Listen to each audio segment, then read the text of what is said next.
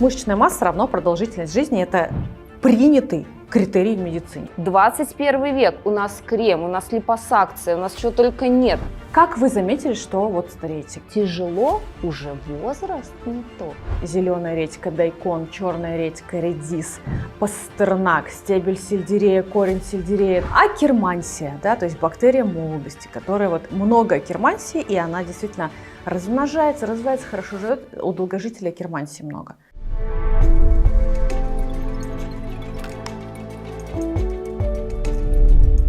Здравствуйте, мои дорогие! Меня зовут Елена Войцеховская, я медицинский журналист, и сегодня в рамках нашей программы «На здоровье» мы будем говорить о молодости и красоте. Вы уже поняли, посмотрев на Шпигельс, что сегодня у нас в гостях не просто доктор, который своим примером показывает, как это быть красивой, молодой, успешной и здоровой, но еще и бесплатно делится с вами этими полезными советами. Регина Доктор, врач-терапевт, нефролог, диетолог номер 1 по снижению веса у нас в стране. Регина, здравствуйте. Здравствуйте. Именно с вас мы начинали наш выпуск ровно год назад, и поэтому сегодня очень приятно видеть вас в нашей студии. И для меня тоже большая честь и удовольствие.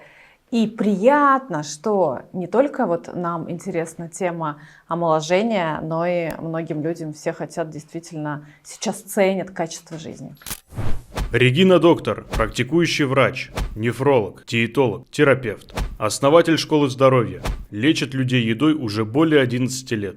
Автор книг-бестселлеров «Здоровое питание в большом городе», «Я не люблю сладкое», «Детское питание в большом городе», «Мама троих детей». Мы выбрали эту тему не случайно. Мы видим, что очень много запросов есть относительно того, как сохранить свою молодость, какие простые привычки ежедневные нас приведут к тому, что там через несколько месяцев мы увидим изменения в зеркале, а для нас, для женщин, это очень важно. Кстати говоря, напишите прямо сейчас, пожалуйста, нам в комментариях, есть ли у вас свой рецепт молодости и красоты. Может быть, с вами поделилась ваша бабушка, или вы верите в какие-то БАДы, например, или у вас есть заветный крем, который делает из вас прекрасную морскую нимфу. Делитесь, не забывайте. Хорошо, Регина, давайте начнем, знаете, с чего? Вот мы говорим: старость, старость, мы так боимся старости. А что такое старость? Вот есть какие-то 3 понятных признака или критерия, увидев которые, почувствовав которые, я смогу понять, что все, я постарела.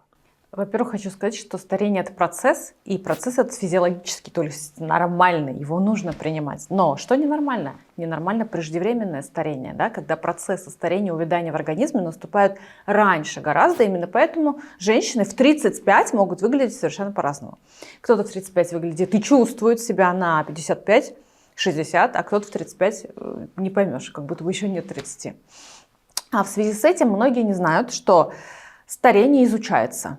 И у нас люди думают о том, что работа со старением – это, наверное, крем, сыворотка или еще что-то, или просто данность, надо это принять. А на самом деле в мире сейчас идут множество крупных научно-исследовательских проектов, которые изучают старение. Например, есть институт старения в Нидерландах, который изучает целый город. То есть целый город людей более 10-15 лет находится в длительном наблюдении. Изучаются их привычки, их процессы, заболевания. То есть старение изучается в таком огромном объеме. Это качественное исследование, это очень качественное исследование. Изучается, например, сейчас, кстати, идет проект от Всемирной организации здравоохранения «Десятилетие здорового старения». Да. Мы попали вовремя. До 2030 года он направлен на то, чтобы помочь людям улучшить качество жизни, потому что вот пожилые люди и вообще в целом плохая старость такая, да, проблемная, с болезнями, это же нагрузка на общество, на государство, то есть это никому не выгодно, ни человеку, там, ни людям. Поэтому первое, что волнует людей, вообще в целом тему старения, я предлагаю упростить в 3 шага. Что нас интересует всех? Номер простые 1, решения, как всегда. Регина Доктор пришла в гости, у нас простые решения и алгоритмы. Не отходите никуда. Если вы еще не знакомы с этим доктором, пожалуйста, после просмотра переходите в описании, я оставлю ссылки на ее канал, вы найдете там много полезного.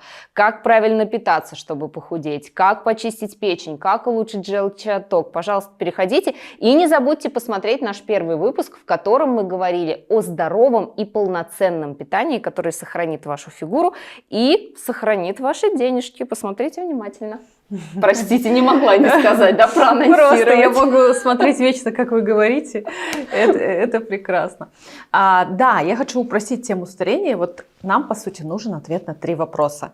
То есть, что происходит в организме, в каком возрасте. Было бы удобно, правда, знать это? Мы бы были готовы, могли бы как-то на это влиять. Второе, что ускоряет старение, какие факторы, то есть, что прям конкретно вредно. Конкретно из-за этого ты плохо себя чувствуешь и ужасно выглядишь. И третье, какие действующие доказательные методы существуют, реально работающие, чтобы повлиять на этот процесс. И вот в ходе нашей беседы, я думаю, что наши зрители поймут, что старение – это не проблема лица, именно кожи, или это проблема волос, это проблема изнутри. Это проблема физиологии, и ни один крем, ни одна пластическая операция – это не поможет просто, пока ты конкретные действия не сделаешь и изнутри не повлияешь на этот процесс. Так, я убираю телефон, подготовленные свои вопросы, потому что у нас беседа поворачивается совершенно в другую, очень правильную сторону. Хорошо, давайте тогда так, мы самые вкусные вишенки оставим на финальчик, да, и обязательно расскажем нашим зрителям о том, что нужно делать сегодня, чтобы доказано предотвратить старение, либо там увидеть молодое лицо, да, и себя в зеркале. Хорошо, начнем с первого вопроса и выясним, что происходит в организме. Вот, но зададим вопрос в комментариях, делитесь, пожалуйста. Как вы заметили, что вот стареете? И когда это произошло? Это как? Например, мне 37 лет, я заметила в 35. То есть тему возраста ты не берешь вообще в голову до какого-то момента. Ты не покупаешь анти-эйдж крем. Да? То есть ты ищешь что-то увлажняющее, сияющее, и вот это все. А потом такой думаешь, так, нужен какой-то лифтинг. Как люди замечают? Нет сил, признаки морщин, может быть выпадение волос, может быть постоянные болезни. Что, как у вас это начинается? Потому что процесс старения начинается уже с 30-летнего возраста. То есть раньше говорили 65 плюс эту тему, но то есть раньше уже принимали старость. Вот все, есть наука о зрелом возрасте, геронтология. Да. А сейчас говорят о том, что можно повлиять. И представляете, с 30-летнего возраста масса печени, активной клеточной массы начинает уменьшаться. Перфузия печени с 30-летнего возраста до 80 снижается на 50%. Перфузия – это пропускная способность, очистительная способность, сколько крови печень через себя. То есть, представляете, физиология нам говорит, с возрастом, да, нужно, наоборот, активничать. Нужно, наоборот, снижать вес, больше двигаться, да, наоборот, перестать там заедать и сократить алкоголь. А у нас с возрастом же, наоборот, люди садятся на диван, одно удовольствие только еда, там алкоголь и вот это все. То есть если до определенного возраста ты еще что-то как-то двигаешься, там овощи, фрукты, следишь за собой, следишь быть стройной, да, хочешь, то после там 30, после 40, после 50 у всех по-разному. Человек все. А физиология говорит об обратном. То есть у тебя физиологически наступает процесс, когда тебе нужна поддержка. Вот с 30-летнего возраста. Меняется функция почек, да, то есть почки хуже функционируют. И это физиология, это естественный процесс. То есть нам нужно, зная это, мы уже будем влиять. Что происходит с кровью? Может быть, кто-то замечал, что синяки как-то дольше рассасываются, да? То есть раньше раз и нет. Или порезы дольше заживают. Есть такое. Да. То есть ты думаешь, как-то что-то долго, что-то не проходит уже вторую неделю. Это влияние крови, да, костного мозга. Естественно, все это наступает с 30-летнего возраста. Вот то, что сейчас делают, например, в Национальный институт старения, международная независимая организация, они, значит, выяснили следующее. Если ребенок подросткового возраста набирает норму мышечной массы, и с подросткового возраста гормоны роста, и активно идет рост подростка, до 30-летнего возраста он только набирает уже набранную. С 30 лет эта активная мышечная масса помогает ему жить дальше и не терять. А если человек ничего не следил к 30 годам, то с 30 лет он будет резко терять мышечную массу. То есть, представляете, нам сейчас говорят о том, что мы про старение должны думать сейчас у наших детей уже. На самом деле, я вот сейчас задумалась, когда вы сказали, с какого возраста вы поняли, Да. что вы стареете. Я могу ответить на этот вопрос. Где-то тоже после 35 я поняла, что я уже не могу там позволить себе второй или третий десерт. Да. Что я не могу съесть столько, сколько я ела раньше, Да. например, и не увидеть на следующее утро вот это вот разочарование в зеркале. Как? Почему это происходит? Я сейчас ем меньше, но у меня такое ощущение, что я все равно как будто подбираю. Это тоже признак старения? Да, то есть мы сейчас поняли, что вот старение – это физиология, это нормально, так организм запрограммирован, и вот что происходит там с определенными системами. Но физиологически причин старения, вот если очень так глубоко, их две. Это номер один – потеря мышечной массы. И это сейчас будет ответ на вопрос, почему мы раньше ели все, на ночь ели торт в студенческие годы, а сейчас не можем даже съесть там дольку шоколадки, уже набор веса. Первое. Мышечная масса с 30-летнего возраста теряется и замещается жировой. То есть ты можешь не менять свое питание, не делать ничего, есть все то же самое. А ведь так нам пациенты говорят: я ем то же самое, я живу так же, но почему? У меня гормональное что-то. Нет, это не гормональное. Это потеря мышц. Мышцы теряются, если нет силового спорта, а у кого он есть. Да. И мышцы заполняются жиром. И жировая масса, вот исследование женского здоровья СВАН, это международный большой огромный проект, направленный именно на здоровье женщин. Значит, если женщина с 35-летнего возраста будет терять по мышечной массы и набирать за год 1-1,5 килограмма жира, а именно вот она теряет 3-6% мышечной массы, и она заполняется жировой. К 50 годам, не меняя ничего и не меняя свой образ жизни и питания, она на ровном месте наберет 10-15 килограммов. А это и происходит. Питание не меняется, и как-то раз с возрастом на встрече однокурсников, одноклассников, что происходит? Вроде, Кто ты? Да, на ровном месте как-то все расширились, поднабрали за счет этого. Поэтому номер один цель у нас что? Сохранить мышечную массу, ее нарастить. То есть она очень стремительно теряется, особенно если нет спорта. Она у всех теряется, даже у кого спорт есть после 30. Но если нет физической активности, именно сокращение мышечной массы, силовой нагрузки, функциональной нагрузки, то она теряется быстрее. То есть наша задача сохранить. И сейчас критерий продолжительности жизни – это количество мышечной массы. Как мы можем померить свою мышечную массу? Самый, конечно, точный вариант – это сделать анализ состава тела на аппаратах InBody или Midas, которые позволяют рассчитать точный показатель. Также мышечную массу на МРТ даже можно сделать, да, то есть и ПЭТ, МРТ – это уже там с высокой точностью, но это не нужно делать. Весы, сразу говорю, не работают, вот эти весы, которые определяют состав тела, это не точный метод. Исследования InBody, например, там стоят порядка 1500 рублей. Да, это безболезненно совершенно, безболезненно. да, но зато вы получаете полную расшифровку, анализ состава своего тела, и грамотный специалист, диетолог, врач, он сможет вам рассказать, что вам с этой информацией дальше делать. Хорошо, это причина номер один. Причина номер один, то есть мы поняли. А вторая причина – хроническое воспаление. То есть почему организм стареет? Хроническое воспаление – это процесс воспалительный. Ну, воспаление же все знают. Это когда вот горло болит, когда там плохо себя чувствуешь, слабость, когда ОРВИ. Только это не 7 дней ОРВИ, а каждую секунду. Да, то есть не острое воспаление, а хроническое постоянное, которое портит сосуды, гормональную работу нарушает, то есть портит все органы этого воспаления. И номер один причина воспаления – избыток жировой массы. Потому что жировая клетка работает как гормональный завод, выделяя провоспалительные вещества. То есть она выделяет гормоны, гормоноподобные вещества, которые и создают этот воспалительный фон.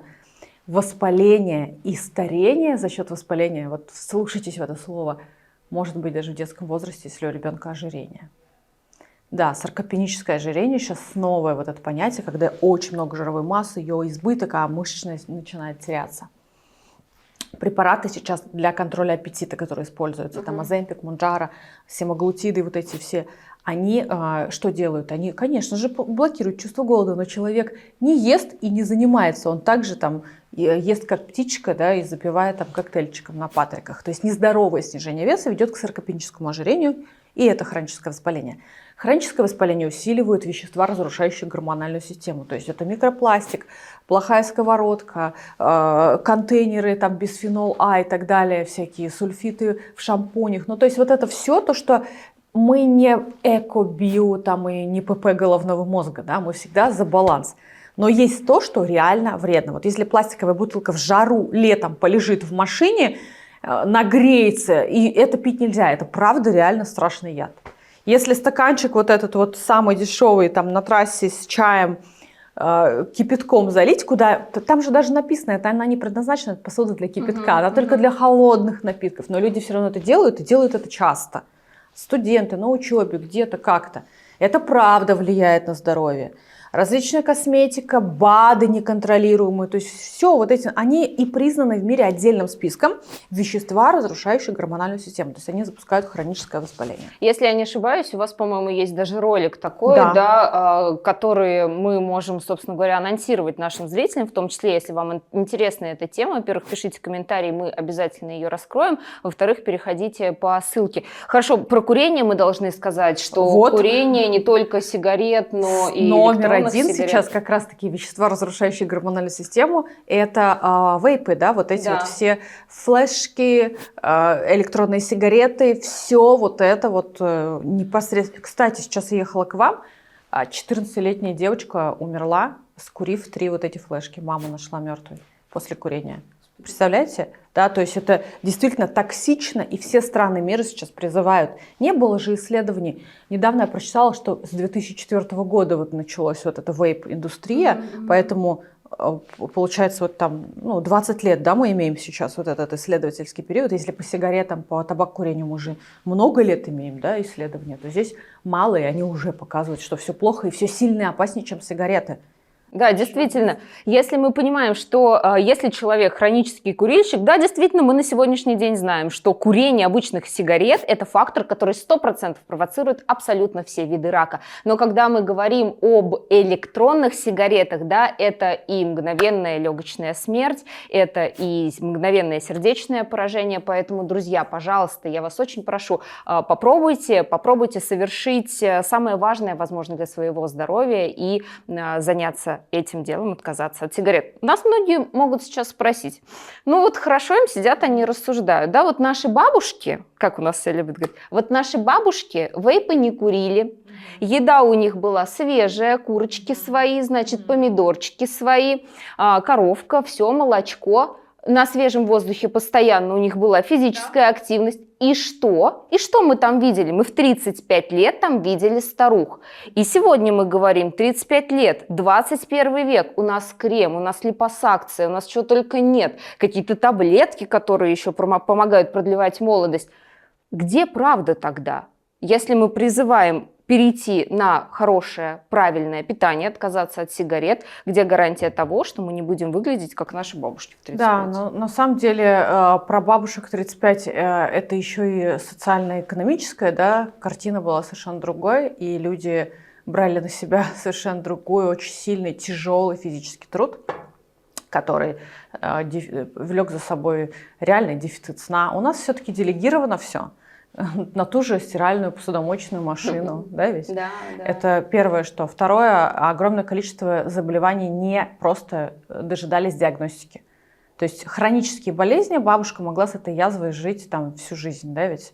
И поэтому плохо выглядеть. Сейчас человек не будет терпеть, он пойдет в любую лабораторию, сделает за 3 секунды там ФГС, эндоскопию, увидит свой диагноз и быстро возьмет под контроль. То есть тогда были свои проблемы, сейчас другие проблемы, но сейчас информация есть, сейчас все должно быть легче. Сейчас люди хотят же прожить до 150. Хотим. Конференции международные же, TEDx. Вот, пожалуйста, там через каждую лекцию, как прожить до 120, как прожить до 150. То есть действительно про это речь. Но сейчас есть большой минус, что человек вообще сметает все, что слышит. Огромный информационный шум. Сейчас мы же поговорим, наверное, там капельницы молодости, капельницы Золушки, глутатион. И получая в погоне за молодостью, человек получает болезни, серьезные проблемы. Там.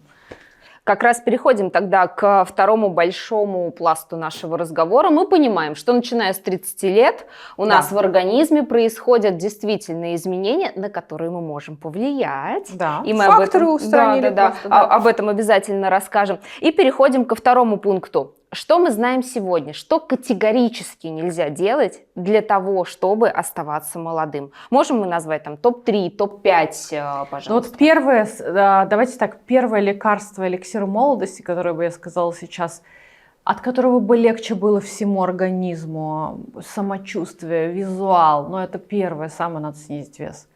То есть бесполезно намазывать на себя кремочки, менять там третью сыворотку, если огромное количество лишнего веса. Это хроническое воспаление, это дефицит мышечной массы и набор жировой. Это проблема с тем, что женщина в 35 выглядит на 55, потому что лишний вес придает возраста. То есть это отеки огромные. Ну, надо снизить вес. То есть дальше просто, пока сейчас мы пойдем там до всего дойдем, вплоть до ледяной ванны. Но это просто не поможет. Да? То есть вы понимаете, это номер один причину старения, хронического воспаления нужно убрать. То есть обязательно нормализация веса, снижение жировой массы. Второе, после 30, после 40 все-таки нужно менять тоже свое питание. Есть две стратегии. Во-первых, можно до 40 лет 100% можно не менять даже свою суточную калорийность. Вот аппарат, на который вы сходите там, по анализу состава тела, вам рассчитает суточную калорийность, или вы сейчас по простой формуле в любом открытом интернет-пространстве можете рассчитать свою калорийность. Вы можете ее не менять, но заполнить ее натуральными, цельными продуктами. То есть это овощи, фрукты, там, окинавская диета, да, корнеплоды, грейпфрут, пожалуйста, семга, может не только семга, скумбрия, рыба в целом, да, то есть жиры, омега-3, фитостеролы, пожалуйста, оливковое масло, то есть заполнили всем ценным, полезным рацион. К 40 годам можно снижать калорийность рациона где-то на 200, но не более чем на 500 килокалорий. Вот эти все рекомендации, если вес у вас нормальный. Если вес уже перебор жировой массы, то нужно снижать калорийность на 500 килокалорий. Это очень легко. Когда мы снижаем, то есть до 1300 килокалорий, очень легко соблюдать рацион. Это не голодовка. Это 3 полноценных приема пищи. Это просто можно, объесться. Поэтому... Хорошо, давайте так, Регина. Вот вы очень любите формат готовых решений. Да. Так же, как и мы, так же, как и наши зрители, я уверена, ждут сейчас от нас какой-то инструкции к действию. Это все понятно, очень печально, стареть не хочется. Можем ли мы назвать сегодня, например, топ-5, топ-7 продуктов, которые нас точно старят, и предложить какую-то альтернативу и замену, чтобы буквально с сегодняшнего дня люди из холодильника сначала выбросили то, что им не нужно есть, да, для того, чтобы они были молоды, и положили туда, наоборот, те продукты, которые действительно помогут нам оставаться молодыми. Номер один рекомендую выбросить. Это различные соусы, майонез туда же относится, томатный соус.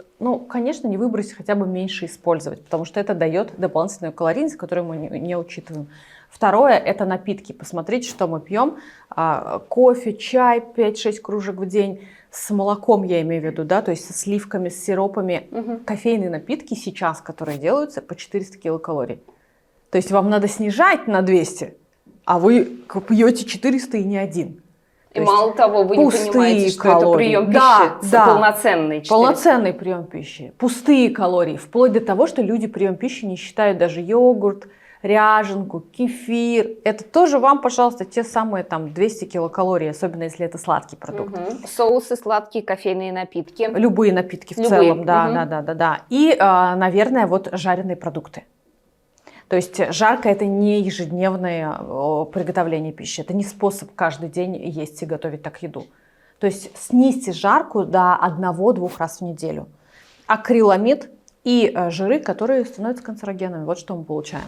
Мы получаем хроническое воспаление благодаря этим продуктам. Воспаление, повышение уровня холестерина, неправильную работу желчного пузыря и вот этот весь каскад воспалительный, который усиливает старение. Поэтому однозначно, конечно, нужно жарку менять на тушение, томление, запекание. То есть это вот из базовых таких привычек, которые мы не замечаем, вот эти 3. А что добавить, конечно же, вот это самое, наверное, интересное. Есть диеты молодости, вот голубые зоны в мире, да, где долгожители, и Кавказ, и Япония, и какие-то зоны в Европе, проанализировали их питание. Конечно же, средиземноморскую диету после этого внесли там в ранг наследия ЮНЕСКО. И, конечно, средиземноморская диета работает, правда. Но вот что стиль питания окинавской диеты японской, это замену корнеплодов. То есть они тот же самый рис, во всей Японии же принято есть рис, а они едят батат. Да, то есть чуть ниже гликемический индекс, больше, не больше, а сильно больше пищевых волокон, которые нужны для кормления бактерии молодости, как ее называется? Микробиом. Да, акермансия, да, то есть бактерия молодости, которая вот много акермансии, и она действительно размножается, развивается, хорошо живет, у долгожителей акермансии много. И они как раз-таки едят вот эти много клетчаток пищевых волокон. Все корнеплоды. Люди из корнеплодов знают, что картошка, морковь только. Это туда не относится. Это редька, зеленая редька, дайкон, черная редька, редис, пастернак, стебель сельдерея, корень сельдерея, то есть репа. Это все продается у нас в любом магазине, в супермаркете. Сделайте сегодня прям салат из корнеплодов. Это любые вот вышеперечисленные репу, редьку сделали, редиску на мелкой-мелкой терке, лимонный сок и капелька оливкового масла, там ложечка, все. Завтрак обязательно с этим салатом, в обед, вечером можно. Потрясающий есть салат coleslaw, да, известный. Это морковь и капуста, да, краснокочанная капуста, несколько видов капусты. Обязательно заправка йогурт с горчицей, да, то есть не майонезом заправка, а йогурт с горчицей, также лимонным соком сбрызнули. Купили себе сегодня оливковое масло с кислотностью ниже 0,5, лучше 0,2, там 0,1, даже 0,2, 0,3. Это прям на этикетке должно быть написано? На бутылке написано, да. Просто люди об этом не знают. Что значит эта кислотность? Кислотность – это содержание фитостеролов. Фитостеролы – это вся польза, которую мы хотим получить от оливкового масла. То есть его ценность, почему это номер один там, продукт в кардиологических рекомендациях, гастро, везде. Его ценность именно в фитостероле. Фитостерол – это показывает содержание вот этой кислотности. Тем ниже кислотность, тем больше фитостеролов, они более активные. И написано на банке. Если на банке не написано, то это, скорее всего, кислотность 0,8. Можно лучше. То есть стоит все одинаково, просто нужно более внимательно к этому вопросу отнестись. Есть в супермаркетах, на маркетплейсах, вообще нет. Где угодно. Главное правильно использовать это масло. Да, потому что одно жарить. дело мы купим оливковое масло, а другое дело мы на нем пожарим картошечки. Да? Вот тебе корнеплод с оливковым маслом. Да, нерафинированное масло экстра virgin первого холодного отжима нельзя нагревать, не жарим. Добавляем в салаты, в готовую еду, в овощное рагу уже готовое. Вот, пожалуйста. Это что касается питательных веществ. Еще вот эта акермансия и другие бактерии, которые, их очень много на самом деле, формируют микробиом и влияют на долголетие, они любят разные волокна и разные вот такие всякие странные вещества. Ну, слышали, наверное, из известных веществ это ресвератрол, да, который вот в виноградной косточке содержится. И там очень много других названий. Но смысл готового решения в том, что грейпфрут нужно есть и не просто мякоть грейпфрута, а стараться с кожицей, да? Киви сюда же, продукт молодости, номер один, во-первых, для клетчатки много, инулина много, и вот этих. Мускатный орех добавлять в паприка, болгарский перец, гранат, натуральный кофе, зеленый чай, то есть окинавская диета, зеленый чай там по 5-6 кружек в день. Не настойный, а именно методом проливов. Залили, вылили и сразу выпили. Если мы говорим об окинавской диете, у них присутствуют там морские водоросли. Да. Я знаю, что есть чипсы, Да. от которых мы сегодня можем не толстеть, да, а наоборот даже молодиться. Как их правильно выбрать? Потому что я посмотрела Да. ролик ваш, зашла, значит, в супермаркет, смотрю. Чипсы нори, пальмовое масло, сахар, соль. То есть Да. давайте скажем, что состав здесь тоже немаловажен. Чипсы нори сама недавно открыла, кстати, для себя, потому что, во-первых, странный, да, продукт. Ну, то есть не нашей полосы, так скажем, и это как-то все к роллам относится, к японской кухне. Но действительно нужно его включать, там есть вот эти ценные полезные вещества. Выбирайте просто сухие, которые без масла, там даже без соли и без различных консервантов. Просто вот сухие, с очень простым составом. И как их вкусно есть, я открыла для себя. С омлетом. То есть омлет вы сделали, там приготовили в микроволновке, в мультиварке, в пароварке, и сверху наложили нори. Безумно крутое сочетание. И можно сделать роллы и взять рис, кстати, тоже это окинавский принцип, использовать рис не вот рис, да, белый там или да любой, а использовать рис из цветной капусты. Цветная капуста мелко режется, рубится либо в комбайне, либо на терке, и от нее остаются вот такие вот просто как рис выглядит даже. Чуть-чуть на сухой сковородочке можно обжарить, либо на рисовом нерафинированном масле. Туда добавить кинзу, петрушку, ну что-то такое, такие пряные травы, и завернуть в роллы. Можно добавить авокадо, можно добавить морковь, можно добавить огурец, тот же самый лосось, и завернуть в нори. Вот мы у нас на Vantage виртуальном санатории, да, с нашими пациентами, мы будем делать такие рецепты. Вы учите своих учеников, да? Да, чтобы хотя бы какое-то время, там 2-3 недели, человек начал пробовать что-то другое. Ну, то есть не только гречку и курицу всю жизнь. Это, безусловно, полезно, и мы будем это есть. Но у нас же есть разные цели. Когда-то по желудочно-кишечному тракту поработать, сейчас вот немножечко, чтобы покормить другие бактерии, которые бы размножались, потому что акермансию пока не получается подселить, там, выпить в БАДах, сделать даже пересадка кала, да, вот сейчас есть, да, эти вот все методы, не получается. То есть смысл работы с акермансией направлен на то, чтобы она своя есть, чтобы она жила и процветала. Для этого нужен муцин, то есть это слизь, не должно быть воспаления. И вот эти вещества, которые она любит есть. Ну, то есть мы сегодня понимаем, и это доказано уже мировым научным сообществом, что если наша микробиота, если наш микробиом разнообразный, да, и мы его подкармливаем правильными продуктами, то это гарантия доказанная того, что мы продлеваем себе не только жизнь, но и здоровье и молодость. Конкретно в анализах это гарантия нормального уровня холестерина, нормального уровня артериального давления. То есть это сильно все от этого зависит. Тяга даже к мучному и сладкому, выбор определенных продуктов, настроение, склонность к депрессии.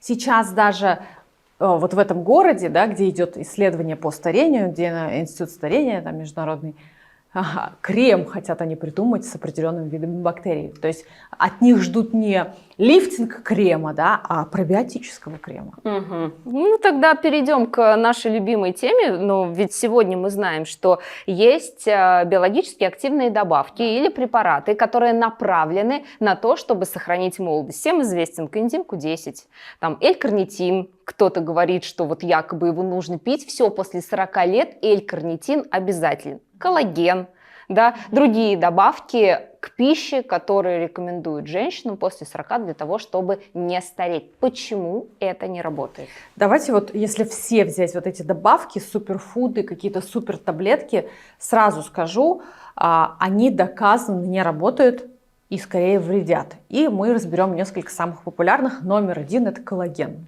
Вот простая истина. Сейчас, не знаю, вы можете сопротивляться, можете тратить деньги, но не хотелось бы, чтобы вы тратили здоровье, поэтому прислушайтесь просто, дайте шанс. Значит, коллаген – это белок, который синтезируется в организме из аминокислот. Аминокислоты есть везде у нас. Это набор обычный в гречке, в брокколи, в курице, в рыбе, где угодно. И организм сам решает, когда ему синтезировать именно коллаген. На синтез коллагена влияет, например, ультрафиолет, поэтому там SPF нужно носить. Да?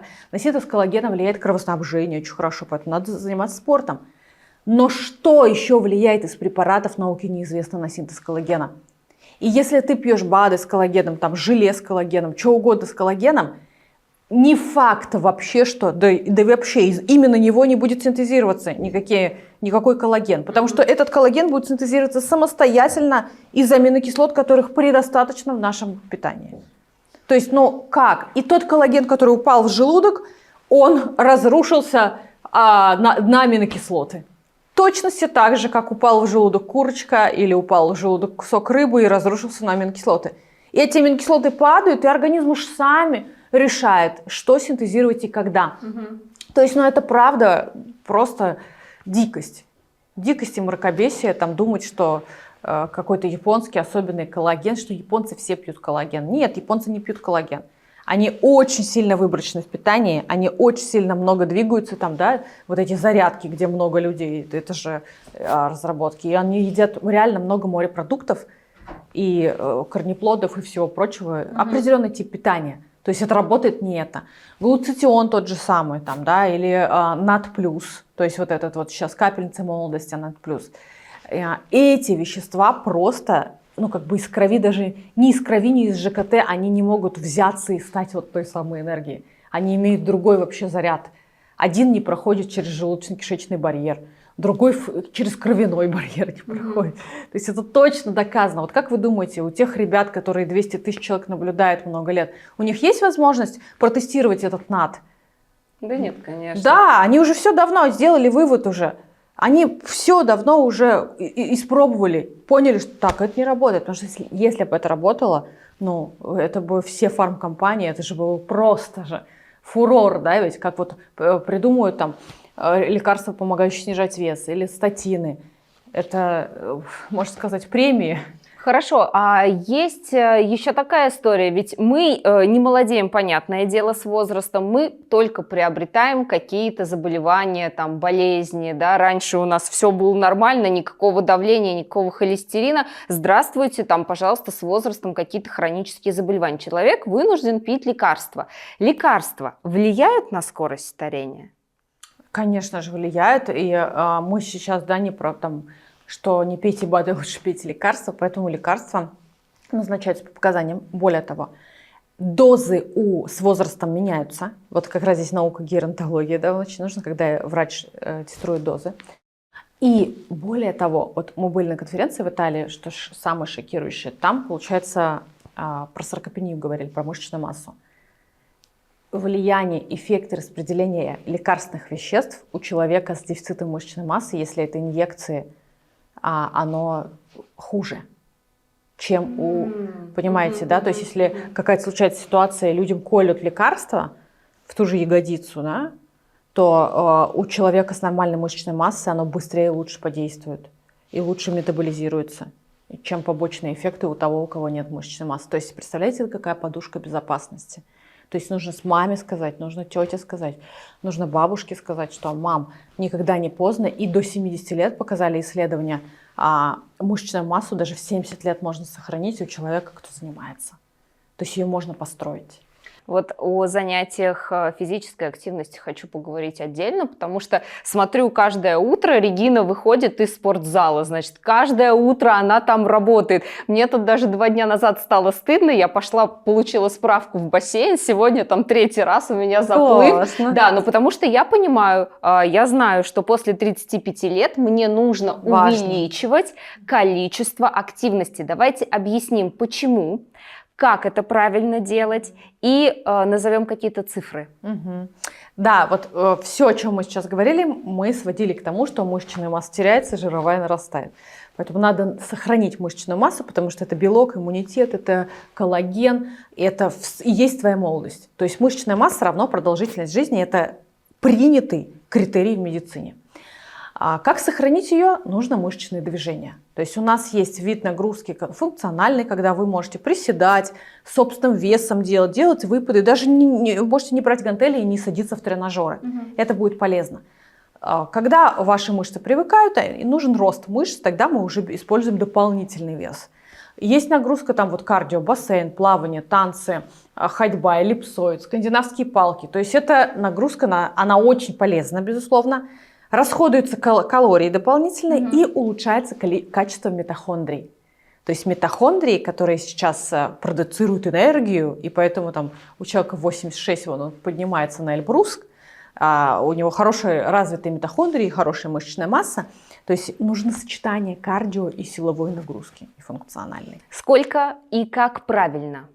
Полный человек. Вот знаете, меня что на самом деле немножечко смущает? Да. Когда люди нас слушают, они могут подумать, что даже с лишним весом они могут пойти в бассейн, тренажерный зал, начать заниматься, и им кажется, что они приносят себе здоровье. Давайте объясним алгоритм. Почему нужно сначала сбросить вес, насколько его сбросить, чтобы потом начать адекватно тренироваться? Сначала, смотрите, очень простое правило. Вы сначала начинаете питание, вам просто это удобнее, да? То есть какой смысл не начинать со спорта? Просто не мешать все в один снежный ком. Начинаете питание, готовить, выбирать продукты, строить рацион, привыкаете, все, начинается сброс веса. Вы снижаете вес. На 2-3 неделю вы можете подключить кардионагрузку. То есть у вас уже один навык на автомате, вы можете внедрять второй навык.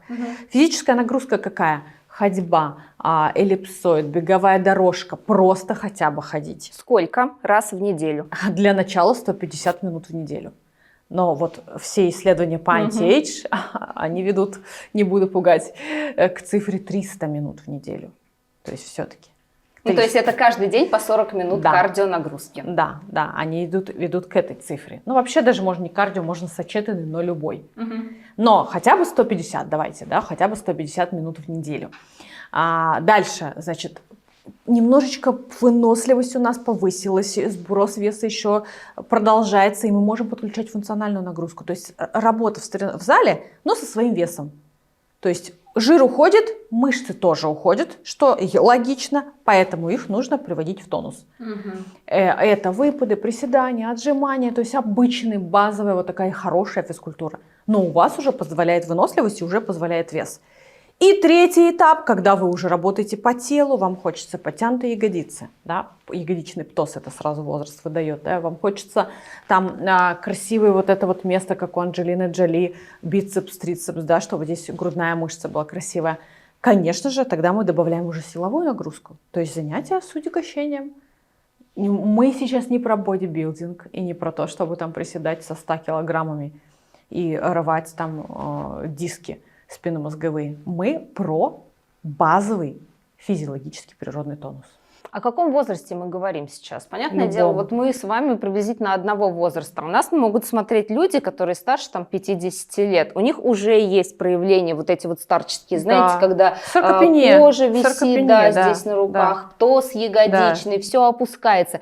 Им помогут вот эти вот советы? Конечно, и как можно раньше начать. Вот мы поэтому и говорим это. Всегда, нет такого, да, у нас в мире там никогда не поздно. Ну, конечно, касаемо здоровья бывает, к сожалению, поздно, но нужно начать как можно раньше. Если вы сейчас нас послушали, немножко у вас появилась такая осознанность, что вот люди же смотрят еще, давайте такое, знаете, возражение закроем. Люди смотрят на там Деми Мур, на Тину Канделаки, Валерию, Линдси Лохан, да, которая сейчас, безусловно, похорошела. Одри Тату, которая вообще не стареет. Просто всегда. И видят. И что люди говорят? Ну, это же артисты, это модели, у них пластика. Скажите, пожалуйста, пластика – это не метод снижения веса. Пластика – это не метод работы со старением изнутри. Каждый из нас делайте тогда пластику. В чем проблема? Если у вас в голове, что одна операция помогает человеку выглядеть круто. Нет. С пластикой можно убрать обвисшую кожу, можно сделать какие-то контуры, придать, но с пластикой ты не получишь энергию силы, ты не получишь сияние лица изнутри, здоровья. То есть эти методы все, которые есть, операции, они устраняют зрительные дефекты, они не дают здоровья изнутри. То есть если бы они делали пластику, они не смогли бы сниматься в Деми Мур, как в 60+, там, по 18 часов, много месяцев подряд, обладать таким уровнем энергии. И им помогает именно работать и бороться со старением на 25% датское исследование близнецов, генетика. На 25%, а на 50% образ жизни. То есть генетические факторы, безусловно, помогают. Им помогает в основном образ жизни. И когда им что-то не нравится визуально, когда ты уже похудел, но ты хочешь убрать лишнюю кожу, пожалуйста, есть пластическая хирургия, да, ведь эстетическая хирургия, косметология, аппаратные методики, ради бога. Да крем, в конце концов, для того, чтобы просто увлажнить кожу и не стягивал руки, да, в мороз. Это все дополнительный метод, но чтобы у вас в голове не было возражения такого: ой, им доступна там хирургия, им все делают. Им ничего не делают. Им делают, всю основу они делают сами, руками, образом жизни. Они контролируют свой вес, также питаются и едят. Да, они занимаются спортом. Дженнифер Лопес 6 тренировок в неделю. Бейонсе 2 тренировки в день иногда. Когда концертный тур, она всегда сбрасывает 15 килограмм. потому что невозможно там такая хореография. Ну, то есть это открытые источники. Это никто не сделает, ни одна операция. То есть операции они делают все люди, не только звезды, вообще женщины делают с другой целью совершенно. Эстетика, коррекция, но не снижение веса. Липосакция, никто жир не отсосет, не удалит. 5 килограммов можно только максимум удалить жира. 5%. Просто давайте закроем, знаете, еще какое возражение. Мне очень нравится вот эта история, что ну ладно, вам хорошо говорить, вы молодые, такие активные, у вас там столько энергии, вы там с утра встали вместо того, чтобы с детьми заниматься, да, или на работу идти, вы пошли в спортзал и так далее. Где взять взрослой женщине энергию на то, чтобы у нее хватило времени и на себя, и на своих детей, и на внуков, да, и на дом, и на хозяйство какое-то. Ведь тяжело, уже возраст не тот. Да, да. Но похудеть первое, сразу будет легче. За неделю сбросить 3-4 килограмма, ты будешь уже летать, по-другому подниматься по лестнице. Номер 1 – это снизить вес сразу же. Питание. То есть вот те продукты, когда начнется чистое натуральное питание, цельное, будет совершенно другой уровень энергии. Если нет сил, нужно идти за силами на спорт. Парадоксально, на спорт, да, да, нет сил на спорт. Да, нет у тебя ни на спорт сил, вообще в целом в жизни нет сил. Вот да, нет сил, надо идти на тренировку. Мы ходим на тренировку, нет сил. Очень много работы, бешеный график. Ты понимаешь, что все, да, вот этот вот там адреналин и так далее. Нужно дать движение. Раньше у человека был адреналин, кортизол, он убегал, дистанции проходил. Сейчас нет, машина, диван. То есть нужно идти на спорт, нужны действия для того, чтобы была энергия. Естественно, занятие любимым делом, любовь к себе. Это же в целом про хорошие вещи мы говорим. Давайте так, мы вот сейчас не будем вас уговаривать, да, не верьте, вот просто не верьте. Мы предлагаем вам бесплатную и совершенно практичную работающую схему, на которую не нужно тратить там всю зарплату свою, да, и все, что нужно сделать, это пойти, проверить, и потом можете написать нам в комментариях: нет, Лена, Регина, вы были неправы, я там 3 недели правильно питалась, занималась спортом, и ничего в моей жизни не изменилось. Если такие сообщения будут, то прям с меня я вам отправлю подарок от себя, обещаю. Хорошо, есть очень интересная история, когда мы говорим о голубых зонах. Те же самые китайцы, окинавцы, у них есть такое слово «икигай». Когда, если говорить дословно, то ради чего я просыпаюсь по утрам. Насколько это важно в процессе взросления, в процессе старения. Ведь мы можем быть молоды душой, да, несмотря на то, что есть хронические заболевания, многие женщины переносят онкологические состояния и возвращаются к жизни. Насколько вот это состояние женщины важно. Когнитивная молодость, да, есть еще понятие, когда все-таки старение еще захватывает процесс нервных клеток и мышления, и вообще старение мозга тоже есть такое понятие, когда ничего не хочется, и вот снова апатия, нет сил. И единственный способ повышения когнитивной молодости – это снова что? Активность, да, и физическая, и умственная. Новому чему-то учиться.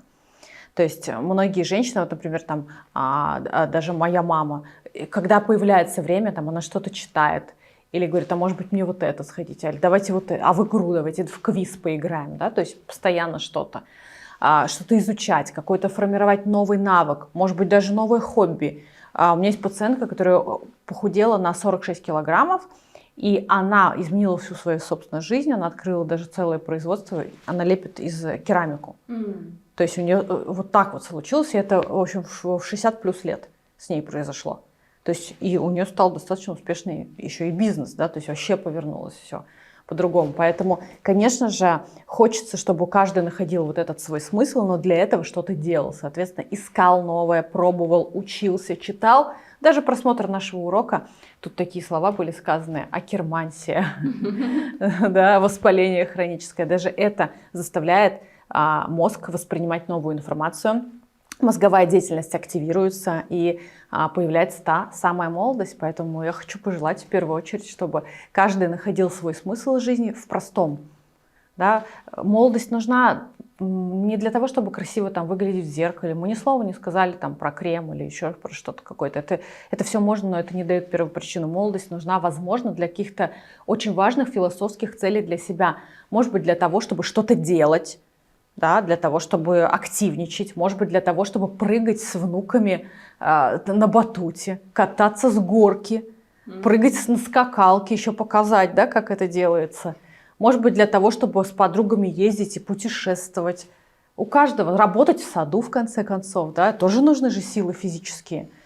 Поэтому пусть каждый найдет свой смысл, и в бесконечной погоне за анти-эйдж, за вечной молодостью, источниками какими-то, чтобы всегда преобладал здравый смысл того, что все-таки антивозрастная медицина и возрастные изменения – это область, это наука, которая на сегодняшний день дает очень много ответов на вопросы. Друзья мои, я уверена и обращаюсь сейчас именно к женщинам, что у каждой из вас могут также блестеть и светиться глаза отчасти, как у нашей сегодняшней гости. Регины Доктор, врач-терапевт, диетолог, нефролог была у нас сегодня в гостях. И как мы сегодня уже говорили, пожалуйста, контролируйте ту информацию, которую вы получаете. Если вам интересна тема продления молодости, переходите по ссылкам, изучайте странички врачей, заходите к Регине, смотрите, о чем она говорит. Она каждую неделю выпускает новый контент, полезный, бесплатный и тот, который не будет вам по промокоду заставлять покупать БАДы.